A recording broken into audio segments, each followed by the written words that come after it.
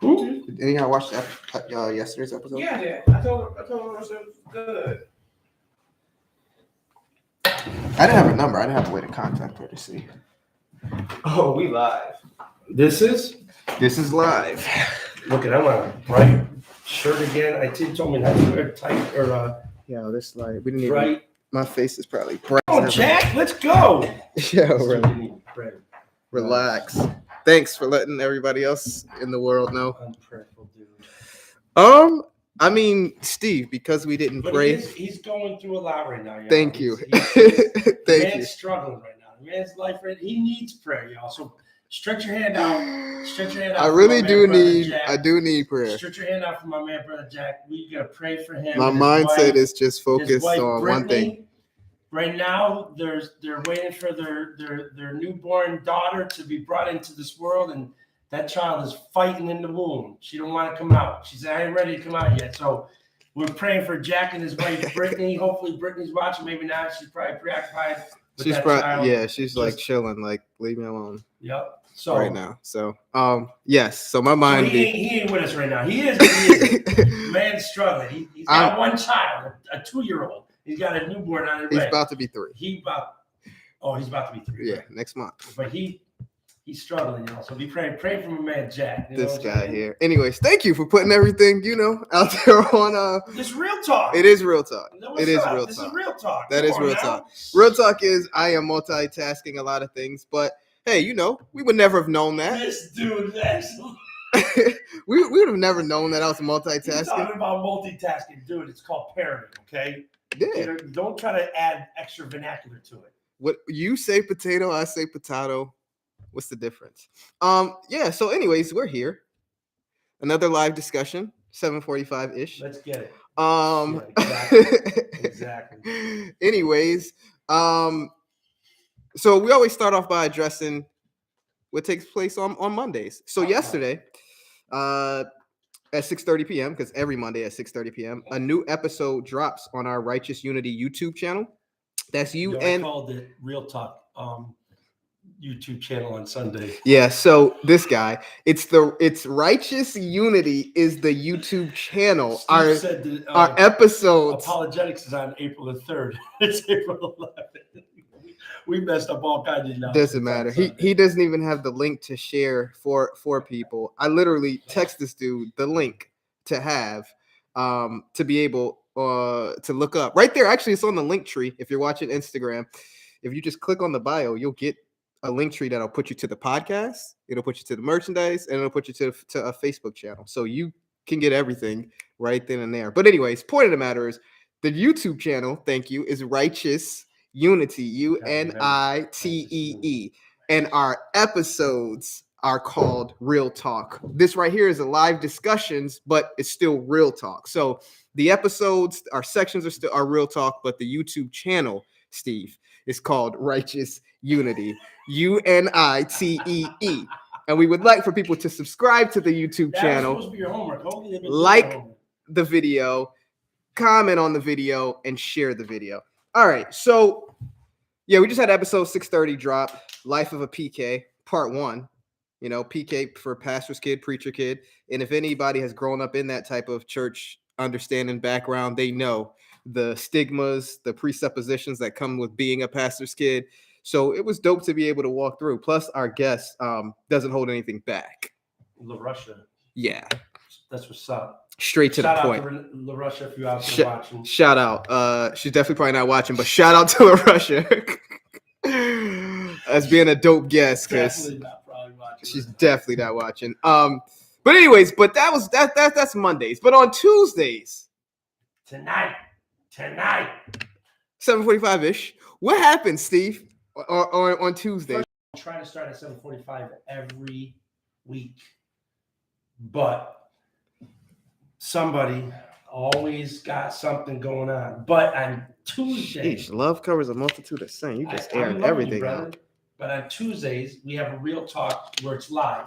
The purpose of the live is to give an opportunity for you to dialogue with us, because we might be talking about a subject that's interesting. You might want to chime in, say something, or you might have a question about the subject matter that we are actually discussing. And it's kind of like an impromptu. You know what I'm saying? First of all, he has no idea what I am going to bring to the table on Tuesday, which I love. Since we're airing things out about 5 minutes ago, some people don't even know what we're going to talk about. I'm not the only one tonight that doesn't know what we're going to talk about. Somebody over here, we out here just, it's real talk. We out here talking. Some people don't even know what we're going to talk about. Okay. So I knew what I was going to talk about. I just, there were some parameters I was working through. Would you say it's like a pastor on Sundays? Oh man, the Spirit of God said I was studying all this week, but the Spirit of God switched my message. The message, so all we're gonna do is just pray tonight. So today, before this is what I need to get off my chest, and we're only gonna touch it for about 3 minutes or 4 minutes. Go ahead, dude. Yo, go ahead. Hashtag capital BAUSE. Boss, go ahead. So I am tired of hearing about this Will Smith smack. Okay. I'm tired of hearing about it. All right. What makes you tired? Because I hear everybody's narrative. First of all, let me say this. Go ahead. As a Christian man. As a Christian man. Not somebody who was like secular in the sense of, I don't hold to any religious convictions. I don't have any religious belief background or whatever. That's different. These things might entice you to get involved and talk about. Okay. But it was at the Academy Awards, and we know the whole deal. Chris Rock, blah blah blah. Yeah, we know. We don't even got to explain it to they know. Number one.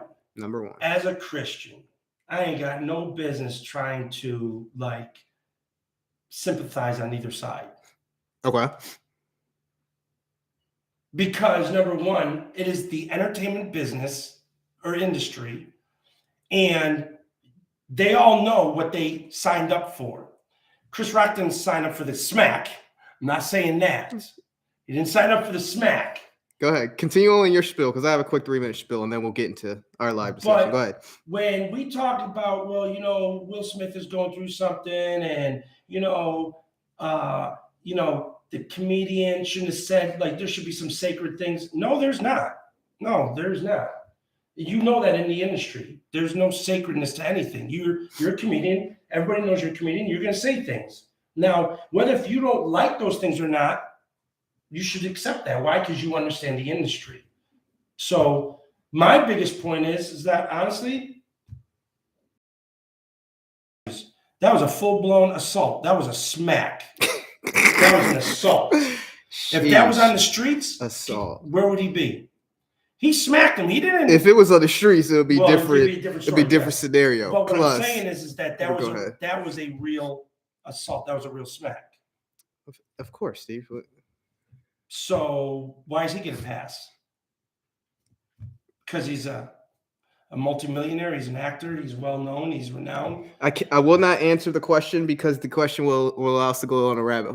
Would have to allow you. I agree, and that's what I'm saying. I'm only. That's why I'm just gonna let you just vent. I'm not venting. I'm just saying that's me. And as a Christian man, why am I so engaged in this social phenomenon discussion? But you don't talk that much about the homeless not being taken care of.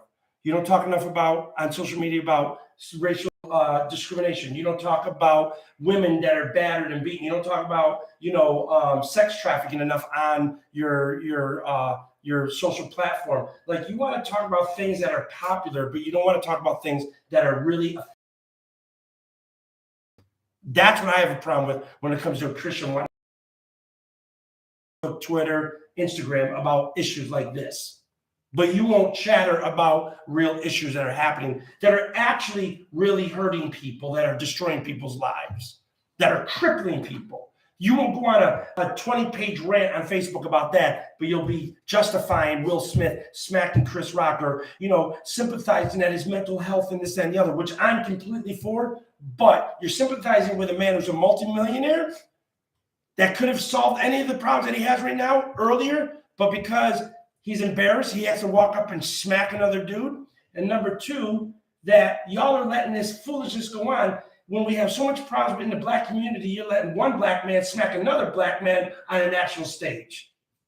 We mean let. Well, once again, I'm not getting caught in the rabbit hole. Sorry, go ahead. Let meaning you're sympathizing on these things rather than addressing the real problems that are going on. Feel you.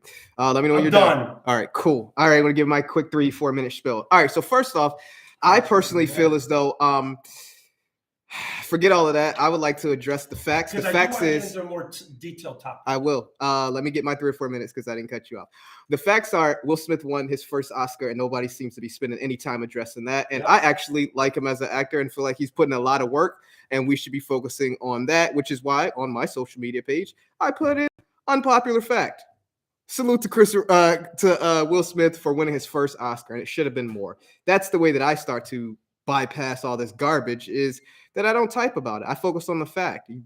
Now, second point. My second point. On the fact, there's 3 facts that are also. Wait. But I focus on the fact of I'm not going to remove all of this man's hard work because of that one moment. Society does that, but I'm not going to do that, especially as a Christian man. Right. I'm not going to do that. Like, I'm sorry that all this he should revoke his award and he should please. You know how many sexual predators have won that award and ain't nothing happened? But anyways, that's that point. My next point is this, which goes to social media. You're 3 minutes almost up. No, actually, I started at the 10-minute mark and you cut me off. So I'm only 1 minute of change in. My second point is social media. We've allowed it as anything, as consumers. We don't understand how much power we have in our free will, that we could be dictating what it is that social media puts out. We could be dictating what it is that the news puts out. The news at one point in time, years ago, could only present factual evidence. It can only present those things. But then it started to tweak some things and then started to get the consumer to start to jump on entertainment type of news. So what I'm saying is, if we start to not watch things, everything is driven by ratings. Everything is driven by the consumer. So stop getting caught up in this dumb stuff. Stop typing about. That's why I don't type about these things, because it creates the rabbit hole. My hashtag creates all these other things that keep going on, where I'm more so like, stop, you as the consumer, buying into these things, buying into this information on social media, and start utilizing platforms on social media to get to real issues like you addressed. The last thing I will say, I would take my Christian hat off, is, 2 minutes is some change. Thank you. You're taking your Christian hat off for a quick second and say this. Sheesh. I have a big issue. Shizers. I have a big issue. Okay, I'll keep my Christian hat on, but I just feel like it's a hypocritical thing. Like, I don't feel like people should be able to say whatever they want to say out of their mouth and there ain't no consequences for it. I'm sorry. I've always said it. I said this in our racial discussion group. The freedom of speech should not be some clear-cut background thing where you could say whatever. This country allows, they don't have any issues for the person to say something, but they want the person who's going to retaliate. You're the one who has to have self-control. You're the one who has to have discipline. But those verses that tell us to have a soft answer and turn for the person who's speaking and talking as well too. Yep. So why is it that the country holds the person who commits the assault, the person who reacts? You're the one who gets held. You're the one who goes to jail. But the person who demonstrates, who says the things to provoke it, you can be the antagonist in this country. Nothing happens to you. You can say the N-word. But if I react because you know how it bothers me, look at you. You didn't have any self-control. Neither did you when you said the joke. But it's cool because you got freedom of speech. I think the freedom of speech is a cop-out. I'm ending and wrapping up. And it allows you to be the antagonist, and this country doesn't care about it. But as soon as you react, now you go to jail. And that's an issue that I wish we would address and pick up. And, I don't think people care as much because they're not impacted by it. If you're the majority race, you're not impacted by the freedom of speech. It doesn't bother you. There's nothing we can say to you in power and position that can impact you. I just want to let it be known on my social platform what I like to say. People should not be given the free right to say whatever without any type of consequences. That's all. Do you think that consequence was worthy of a slap? In my Christian voice or how I was raised? Legally, no. Okay. But there's a part of me that says, Steve, let me ask you this. All right, cool. I get you. Yes, you are correct. He was wrong. But if this man says, look at, because he's a comedian, he can say whatever. Look at, we got Jada in the house. That dumb ball B. He can say that, right? Yep. And there's no consequence. Well, no. All we want him to say is, use your words, Will Smith. Talk to him as a black man and use your words. But he didn't threaten her, right? If he says you're a dumb ball, he didn't threaten her, right? Right, he didn't threaten her. Well, vulgarity now is considered harassment. That's actually aggressive, and it's actually an assault. By just saying that you're okay. So if he doesn't say dumb, if he just says she's bald, If she's she a just- bald bee. it could still consider an assault because you're assaulting her. The vulgarity. How, as a comedian, you get a pass? Oh, no. No, I'm saying legally. Keep in mind, I'm not talking about a comedian. I'm talking about legally. That could be considered assault. If you're outside and you are like using vulgarity against somebody, that is also considered hostile, and that could be considered an assault. You don't have to just strike somebody to be considered an assault. I would like to see that start to be going into in practice. I would like to see that legal. What's That legal. theoretical and what's actual. You know, I agree. Things, But I want you to show me that legally because I haven't seen that yet. Yeah, there's like 3 degrees of assault, and one of them is just the verbal. I gotta hit my man up, Steve. And Yeah, see. ask him. Because if Ask that's him. the case, boy, we've been missing this mark. Of course we have. You But know yes, what I'm as a saying? believer, no, you the violent piece point right after it. So enough of Now, this. moderator, anything before we finish into our real? Let me say this. This dude hates when we ask I him know, that question. but look, check in. You only looked at one phone and you said no. Listen, I'm telling you right now, he like wants to fight us. I about it. know. All right. That's crazy that you know that. All right. So nothing. Let's continue on to what our discussion's going to be. So my discussion is more of like a challenge. I don't know. This is gonna be a subject that could be wide open. So I really want to try to be careful about how I streamline it. All right. Okay, but it is addressing how Black males deal with older Black males, how they mentor or try to help younger Black males. Okay, when it comes to motivating them to do better with themselves. Okay. So some think that the approach should be like a coach will get in your face, scream at you because they feel like that pulls out the greatness that's in you. Okay. You with me? But what does that do psychologically to a child sometimes, or to a kid, right? And I'm talking about an African-American boy, okay? Because there are some conditions that we have to assume, or there are some preconditions that the majority of African-American boys are dealing with when they're being raised. Mm-hmm. And therefore, because of that, what is it that an older Black man should be doing that helps empower that kid to feel they have a future for themselves? Now, again, this could open up wide open, but I'm just addressing that piece as far as, is it better to, like speak to him hard and like aggressively like a coach, or should it be more of like, a fatherly type figure, like hey, I need to be firm, but I also need to be encouraging. You know what I'm saying? You're gonna have to work a little more on the last piece in which you're trying to show the contrast. That's what I want to do. So like the contrast would be somebody who's very aggressive and very like strong as far as yelling. How are you showing that that's not fatherly? I guess is my. Oh, so well, no. What I'm asking is, what do you think is going to be more cheap? What is more effective? That versus somebody who might just sit a child down, right, mm-hmm. and converses with them and talks to them and so on, right? And so I'm not saying one is one is fathering and the other one is not fathering. What I'm saying is, based on the psychological development of most African American boys, mm-hmm. what is going to be more healthier for a child to be able to recognize their potential and their future and begin to go after it and feel strong about what hopes they have for themselves. Okay. Is that clear? Is that clearer? It's clear to me. All right, cool. So first off, before I even get into that question, I think that the first thing that has to be established, and it could be implied to you, but to our audience, mm-hmm. I think that respect has to be established in the mind of the the Black kid, the Black child. Okay. Once there's respect there, any method can be allowed to address them. Now, we haven't gotten to whether which is effective or efficient, but I just want to put the respect level down first, that if I've done enough for this child to respect me, this child is going to give me the time then to listen. And from there, I can gauge whether or not I can get the most out of them by yelling or not.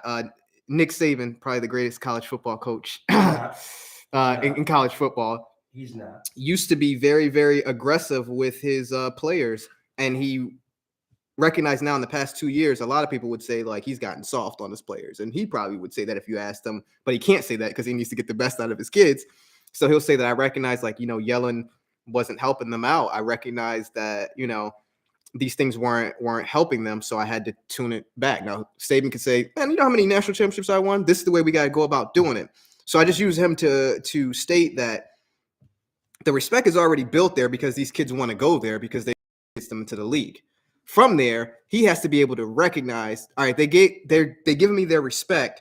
How now can I gain the most out of them? So before I even answer the question on what's the most effective or efficient, the respect has to be earned and built in with those kids. All right, so, but I think you bring in a sports analogy that isn't applicable to every African American when you use Nick Saban and sports, because I think already these kids have already developed success. If you're on the Crimson Tide, you're pretty much you've experienced success already. So you're being brought into a place of looking at greater success or more greatness. Let's talk about an African American boy raised in a neighborhood that there isn't any of that prior experience. Still, he's still going to need to know the person that I'm talking to. You can put the most smart person from Harvard and you can make sure that person is black. Make it look like them. You can do all of that. They're going to sit in that classroom and be like, with this face, like, I just got to be here so I don't get fined. Or I just got to be here so I don't get suspended. Or you know what I'm saying? My point is that, and this is why I don't even tell kids 17 or below. Most of the time, I know what it's like being that kid, and they don't want to hear that you used to be that age. They want to figure out that you've earned some kind of respect with them to where they can say, all right, I'll give you my ear.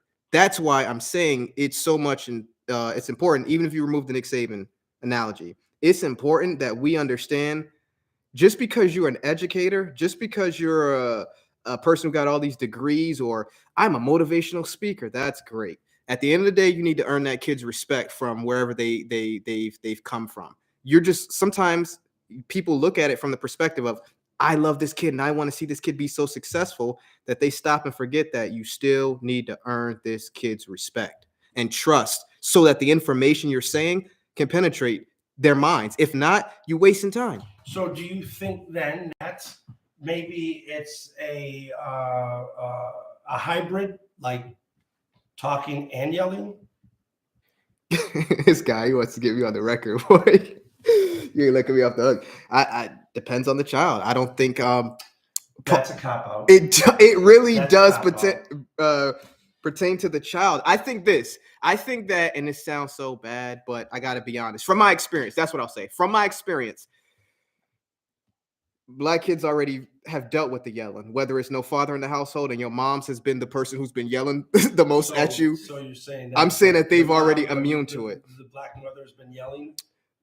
I'm not trying to dog Black mothers. I'm just saying that from my experience, and I just want to say that. So if you could attack me and give me pushback, I have no problem with that. I love you, Black Queen. All I'm saying is the conditions, which we don't have to really address on the it could go into ties into all these things where the mom had to be more of the mom and pop. So they're already used to that. In my experience, I haven't really been around some Black kids who have not been the yelling. Yeah. And so you're asking me what is, and I mean, we haven't addressed the psychological piece yet. And that's what I was but let's just keep staying on this piece. Yep. I believe that they already are immune to the yelling by the time they're 11 or 12. 10. Like it's immune. So like they've been getting yelled at for 10 years now. Yeah, I mean, with the love and heart of trying to get them to see this world's gonna be tough to you. Yeah. You got to work 2 times. Like they know these things, right? Once again, just for the audience to know, we have not addressed the psychological piece yet, and I haven't addressed whether it's right, wrong, or any of that. I'm just telling you, they're already immune to that. You've already gotten that type of talk. You already gotten to talk like you can't get this, you can't do that. You already gotten the yelling of why and don't. Like you've already gotten that. Some of you got be seen, not heard. Like you've already gotten a lot of things like to where that yelling doesn't bother you. You know. Okay. So I would say something else, but we're in a different age and culture now where the sports.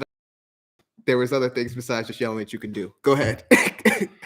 Now, moderator. All right. So let's start addressing a little bit. I mean, there again, people, I've asked this question and Jack and I are talking about it, and there's a plethora of issues that we would have to actually work through. Yeah, there's a lot. So many. To really recognize the individual that we might be talking about that they would benefit the most from. Yes, right? correct. I mean, we understand that. So basically what I'm doing is just having a kind of a dialogue, because I do want to raise the awareness of maybe as Black men, how are we engaging young Black men to empower them for having hope for themselves for their future, okay? To be able to recognize maybe that, we should step back for a second and think about, what is it that I'm saying? What is it that I'm doing? I talk about, effective communications made up of things, right? Words, facial expression, and tone. So again, I would have to ask myself, how effective am I being towards this young African-American male, this young boy? Just because in my mind, I hear my words that I'm using, which should impact him. But that's not what he may be hearing, right? Right. He might be listening to the tone I'm giving him, which is giving him a perception of the message. He's seeing my facial expression, which is giving him a perception of the message, but he's actually not registering the words that I'm using, right? Or he's misinterpreting the words that I'm using. So, when we start addressing these things, that's why, it's good to have these kind of conversations and dialogue so that we are more aware as we approach as a male trying to talk to a young Black boy to help encourage them that they have a bright future in front of them, and how to help them to engage that and hold to it and work towards being successful, right? So when we start addressing the psychological development. I want to say something. Can I say something? I think before we get in, well, it's going to help talk about that. I think we need to address this mindset of being soft or being labeled soft. Especially at that young age, because what we essentially when you talk do about the kid that's yes. soft, or the adult who's being soft towards the kid? The adult telling the kid that they're soft, that you're being soft, and how they react to a certain situation or how they react into a moment, which so then they're talking to them, he's telling that young child, you're being soft because of how he saw that kid deal with an issue. Yes. And what it does is, now you fast forward as you keep working through things, now you have this understanding of, well, I can't be soft. I can't be this type of way. Failing to realize is that you only help them kind of navigate through the moment, and not big picture to be big picture to be successful is the emotional intelligence, not the physical brawn to deal with that moment. So this idea of being soft or not, like, I don't want to loop back into the issue we were talking about before, but you got some people like, man, you just gonna allow him to say that whatever to your wife. You got it. There's just hearing that being referenced that in the Black community so much, where there's this mindset of like, we not taking no shorts, like, at all in that type of thinking. So I think that there wasn't much teaching, training to get us to understand how to have emotional intelligence, how to say, like, I can't react in this moment for the greater good. I can break down in my emotions. We got men who can't even cry, Black men who can't even cry because that's soft. That's what just giving words with terms for people who we may have respected. And now look at us. How are we going to teach our son? Like, we can't teach our son these things of how to be successful. So I'm just saying the concept of even this term being soft has allowed a lot of Black male kids and now adults to not be successful, because now in moments, now you get into a job, somebody says something to you, what you gonna do? React to what you know. I'm not being soft. Well, now you just lost out on money. Now you just lost out on creating generational wealth for your kid because of these moments. So I think even from the beginning, man, we need these figures that can teach us, like, emotional intelligence. It's okay to cry. This is how you're gonna have to navigate crying in the world. Like, we didn't get that. It was just, well, the consequence is the world gonna see you cry. All right, no crying. So you brought in something that I wasn't thinking about, but it helped go into the piece that I really want us to speak about, which is emotional intelligence. Okay. Because I'm strongly convinced psychologically we are not developing the emotional intelligence in young black boys, mindset because of the ideas that we have of what a man is in the first place. Okay. You with me? Mhm. Because what a man is to a lot of people is the brawn, being strong, like mighty, meaning, I get up and I work all day or whatever. Like, nobody talk. They know what's up. You know what I'm saying? And so to them, that is being a man. Now, failing to realize that the level of emotional intelligence you develop will get you so much further in life because you understand you understand how to posture yourself, or you understand how to maneuver through scenarios that are going to manifest in your life that to others causes them to crumble. But you've decided, you've learned how to manage your emotions. You've learned how to understand what this needs in this moment, rather than saying, something aggressively, like the Bible teaches, a soft answer turneth away wrath, like you brought up earlier, right? That's soft. A gentle answer turneth away wrath. You soft for that. So the thing is, that emotional intelligence develops more character in you than showing off how strong you are. And that's what we have to understand. If I'm going to truly convey information to a young black man and help them to really possess their future, we have to educate them on what emotional intelligence is and what it can do, how it can develop you to become a man way more equipped for life than showing off some brawn. Yeah. And I think too, with that, we got to also allow them to see that we're not ignoring the real situations that you're facing. We're not ignoring the fact that you're in a bad, poverty-stricken neighborhood where it's going to be a lot more difficult for you to develop emotional intelligence than it is for somebody out in the suburbs. Totally. Or I think sometimes kids need to be reassured of that. It's a different spectrum. I think if you're raised out in this gentle, nice neighborhood in the suburbs, the spectrum is different there because they can't handle pressure. They can't handle, critical, moments of, all of a sudden some hardship hits them. All of a sudden, they're so used to being coddled that they may not be able to handle that, which is another spectrum of emotional intelligence. That is true. But I do get what you're saying. The only difference is that mom and papa bailed them out. Correct. But it doesn't develop anything. Yeah, it doesn't develop. Their emotional intelligence is not being developed. It's not being developed. That is correct. So I just think that I just want them, to be able to know that it's easier said than done, but this is why it's necessary, because you can't succeed without it.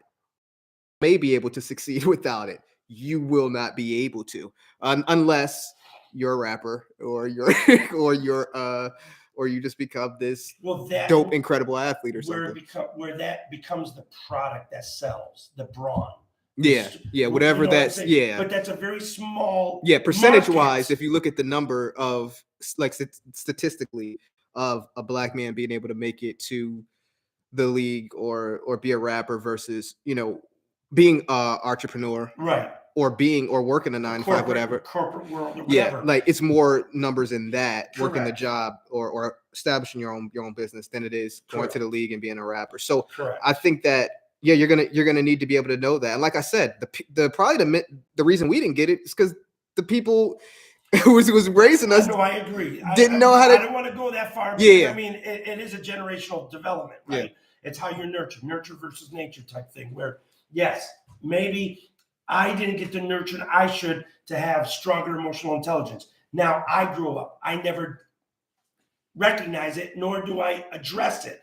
Now I start having children. I start treating them the way I was treated, right? Yeah. So the generational thing goes on. I do think that they were trying to instill in us perseverance, even with the yelling. It was trying to get you to endure whatever the difficult situation is, endure it, push through it. Mm-hmm. I know it's tough. Once again, I'm not agreeing with this like the long-term effect Which I totally think is very damaging. is very damaging. But Very in the damaging. short term, it allowed us to be able to live to see the next day and to be able to get us to process like, all right, I can make it through. Yeah. You know, long term, it's like, But here's the thing. So this is what I forgot to mention. So like you're bringing up like the yelling, right? Mhm. The long-term psychological effect is that yelling did get you through that moment. But the bigger picture is you still have emotional intelligence. You never were able to have somebody take you at that moment and train your mind to see and experience and feel what it's like to be in that moment with emotional intelligence on fire, knowing how to navigate in that moment, to develop and fine-tune emotional intelligence to be better the next time that moment arises. correct. You know what I'm saying? So now let me finish with this. Moderator, we good? I believe in a hybrid style. Here's my thing. After I've nurtured you, after I've dealt with you, after I have trained you and built up your emotional intelligence, right? And we have a relationship. Built it up meaning you've seen it develop, or just like given the information. No, I've been standing by their side. Okay. You know what I'm saying? Like 10 years or so. Like, you know what I'm saying? Like they show up at your house, they stay with you, you help them grow and everything. By now, their That's what's emotional up. intelligence is strong. Where every once in a while I might have to say, yo, you're being dumb right now. Stop that foolishness and get back on track. And that person should be able to absorb that without it psychologically damaging them, but to smack them into reality to realize. Okay, Will. Okay, Will. The verbal, not physically. Oh, that makes a difference. Big difference. Hashtag abuse. Where I should be able to, you know, like I got guys at my job, like I've groomed them, I've talked to them, I've worked with them, I helped them, I've built them up. But every once in a while I have to tell them, dude, shut up. That sounds stupid. Stop doing what you're doing. That's ridiculous. Wow. And they respect it because they know I've already built them up, that they are very smart, they are intelligent, they are able to do great things. And every once in a while, I might have to tell them, you're being stupid right now. So because you've provided them with information to build them up, and you sat right, because you nurtured them, then you can go the contrary and tell them that they're stupid. Can I finish talking? Because you cutting me off a lot. I know what you're doing. This is crazy. I can't talk. I can't even talk. I know what you're so doing. It's okay. Listen to this. Watch this.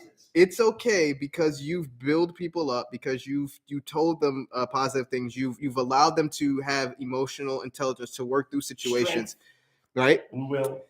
Because you've done that for 7 or 8 years, it's okay that now all of a sudden, or just in a moment now, you can call them stupid or dumb, and they should be able to accept that. Stupid or dumb. I said that is stupid or that is dumb. Oh, and you can tell them to like shut up and stuff like that because you've already built with them. Okay, I just wanted to hear the validation. So as long as I've built people up, a hybrid. I told you it's a hybrid. It's a hybrid.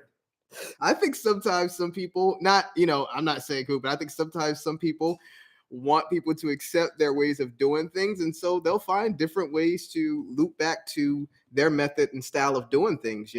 I just think personally the fruit piece will be continually being able to build up that person emotionally intelligence in the moments that even in the moments where you want to tell them to shut up and that you're being dumb or that was dumb, that you don't do it because now you're producing more fruit. So there is that. Real quick. Itina says, yo. Itina, what up? Hey, it was good. Video looking crispy. Did someone make that upgrade move? Lol. Speaking of Itina, though. So she must be on. She's watching through mine or Facebook. Facebook must have Speaking of Itina, though, I think this topic would do well with like someone younger, like Isaac or something like that too. Did she say that? No. I'm just thinking like. Oh, we didn't ask you to think out loud. We asked you to be the moderator. Dang, that's crazy. we just asked you to tell us what's going on with the phones. We didn't ask you to provide. Whatever we're calling you. What are you? What is he? Joke. But go ahead. What? Man, he's spelling me today. Good point, son. The guy behind the scenes was bringing up a good point. that maybe we should have had. But I mean, this is impromptu. We shouldn't have done anything because I don't know what the live Right, discussions are going to be right. about. But it's a good idea. Maybe next time we bring in a young Yeah, person. because this is a really deep topic. Yeah. That could be explored. The key was what approaches to be used. Yeah.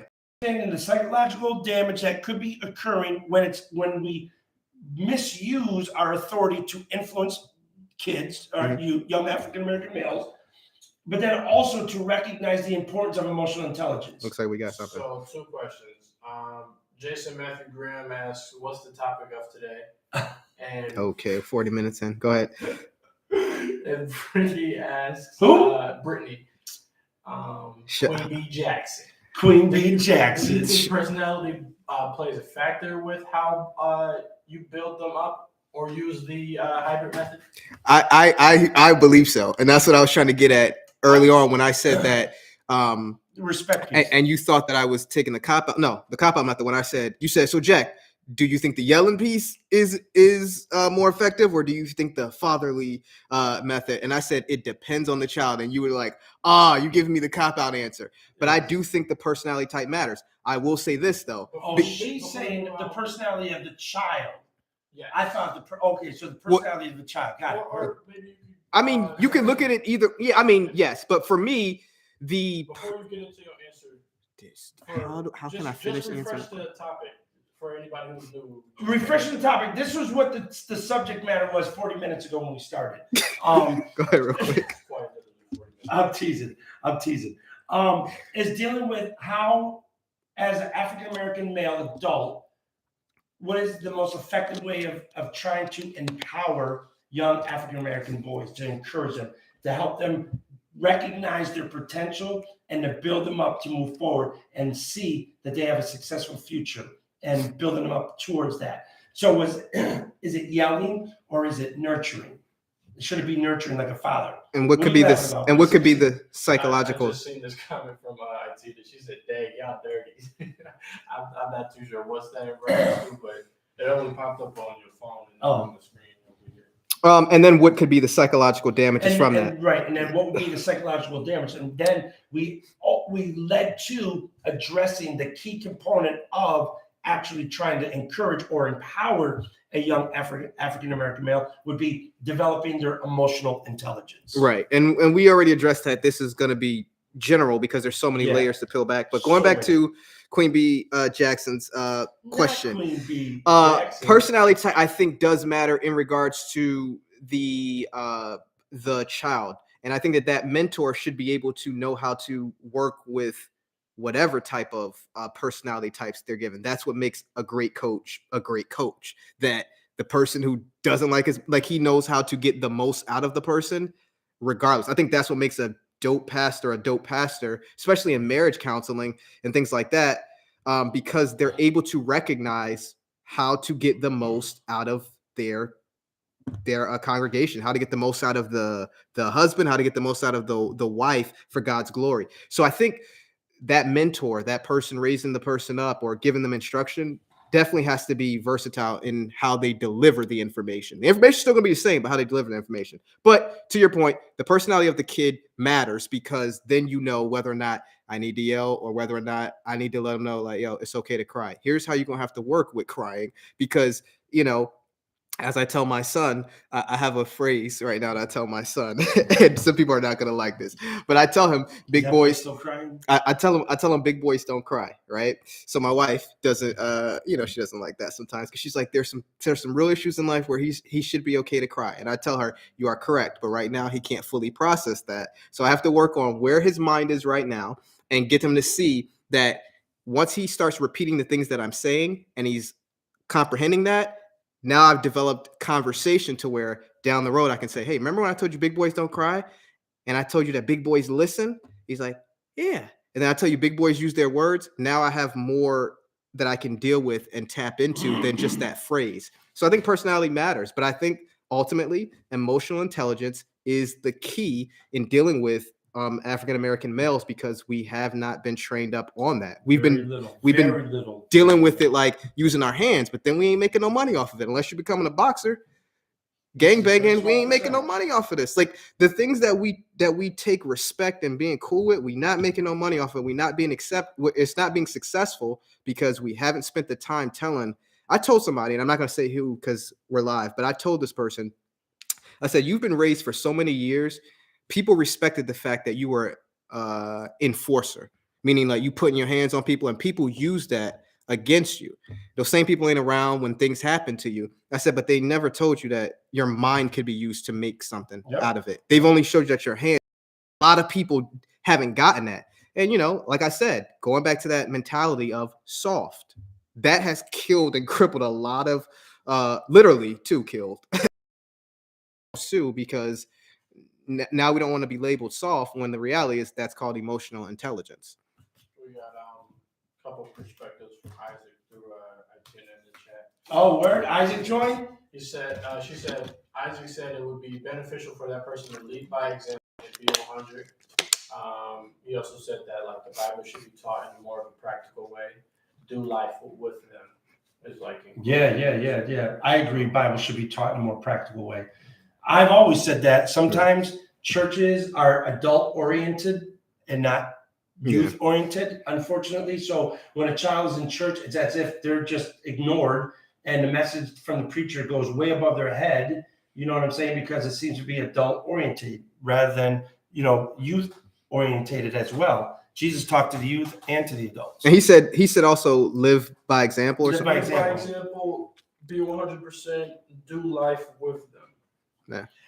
That's part of gaining that respect too. It is. I agree. You know what I'm saying? But that's, Cheapers, we talk about, there's some good things that Isaac brings in, because when we talk about being 100, like that's an adult having to have some very strong emotional intelligence. Absolutely. To be able to stay 100 with a younger person and be able to be that transparent with them. Now, again, we're not talking about, I talk about my adult crises with a young person. There's a certain level of 100%. But there should be some reality things like what I was going through at your age, and not trying to act like I was pristine. Yeah. You know what I'm saying? Or, like, I remember, I don't know if you remember this. We went to an apologetics meeting, and we were sitting at a table, and there was an older gentleman there. And you remember he said, just get a youth pastor. He was saying how, if you think your son isn't thinking about sex, you got your head in the sand, young man. He was talking to me about my son. Oh. Meaning, are you that transparent about being able to be realistic about what these kids are going through and not make it seem like, oh man, let's not talk about that. Let's talk. No, if that's where they're at, that's where they're at. Right. So that's what I mean by strong emotional intelligence for an adult, to be able to be transparent enough to recognize this kid is going through that. And I need to share that. I went through the same kind of challenges. Why am I embarrassed to talk about things? Now, again, adult crisis things, much different. But to be able to be transparent and keep 100, as far as you're screaming at a kid because he's, I don't know. What's going on? Finish the statement. Now you want me to use the words that you use, but I gotta maintain emotional intelligence around here. You get mad because your 13-year-old son started kissing a girl at school. I'm just saying, right? You caught him in the bathroom with some lotion or something. I didn't know what you were gonna say. It's real talk. Anyways, the bottom line is. Or something else. This man must have been the one. What is it? I'm just like, don't pretend that they are perfect. He wants to understand the flaws in action, if they happen. Yeah. And then she's just cracking up too. I agree. Yeah. There's and part of that transparency piece is letting them know too, which we don't have to peel in those layers. A lot of the situations that you're gonna have to deal with had nothing to do with you by choice. And a lot of times people want you to be held responsible for things that you do with your own decision making, right? Mm-hmm. You're responsible because you did this. Mm-hmm. Well, the area that you living in ain't really fully your choice about that. There's some laws put in place that affected and impacted you. So what you have to be able to do with the African American kid is let them know, dude, you have to be mentally tough enough to understand what you have to endure that was not your fault at all. Yeah. And that to me is a part of the transparency piece, that you have to be emotionally intelligent to work through. I see people take the other approach area and go someplace south that's like, it just gets bad. But all those things have to be addressed. There's a reason why your mom is yelling at you or trying to do these things. Right, Let me help you work through why she's doing that. It doesn't have anything to do with you. It's the fact that she just doesn't know of another way to help out, because somebody else should have been there helping her so that she didn't have to play the father. There's just so many things that will help the kid understand at 11 or 12 that they can reconcile these things, and we don't have to pacify stuff. I'm gonna finish with this. I am a firm believer in spending time, quality time, dealing with a young person to walk through these pieces that help build their emotional intelligence. I love my parents. I love my mother. I love my father. They're both passed on. But my father was you got beat. You got beat. You mess up, you was getting beat. Didn't teach me a lick. I feared that man. Half of the things I chose not to do because I feared him, not because I understand the development. You know what I'm saying? It's simply because I feared him. What am I saying? As I got older and I started learning, especially as I got saved and learned reading the Bible, I think I probably had to spank my son twice, maybe 3 times. I had to spank Kayla several times. Nerea, I think I spanked twice. What am I getting at? I did not have to spank my children that much because I talked to them. I spoke to them. I helped them to understand what they were doing and why we do what we do to help better their understanding and making better choices. You with me? Mm-hmm. But it required me to develop those understandings. So, anyways, I have a bad one. We gotta close out. Definitely working towards. But Brittany said emotional intelligence is the ability to perceive, use, understand, manage, and handle emotion. Yeah, but we didn't ask for a definition. Oh, watch your if you're listening, you almost got Will Smith. I almost shut this internet down. I'm telling everybody else how to have emotional intelligence now. Thank you for the definition. It allows people to be able to understand what we're saying.